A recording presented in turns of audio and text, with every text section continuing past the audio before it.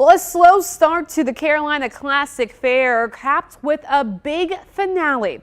Vendors told us they were swamped with customers all day long. Organizers expect record numbers when they all get tallied. WFMY News 2's Daniel Cruz joined thousands out in Winston-Salem today as the fair wrapped up for the year. What a difference a week makes. Last weekend it was cold and misty out here at the fair, but today the weather couldn't have been more perfect, and that's one of the biggest reasons that tens of thousands of people showed up for the last day of the Carolina Classic Fair. Each year, hundreds of thousands of people pass through these gates of the Carolina Classic Fair, some for the food, others for the rides and prizes. After 2 years of COVID restrictions and cancellations, the fair was back to normal this year.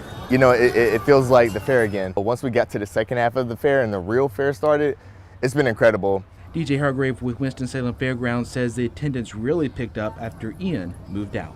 We had our second best Wednesday since 2007, which is huge for us. There was no shortage of fairgoers this weekend. Vendors I spoke with say the crowds were worth the wait. The week started off actually kind of hot for us because it was cold and rainy. Actually, we had business kind of slow when it was hot outside.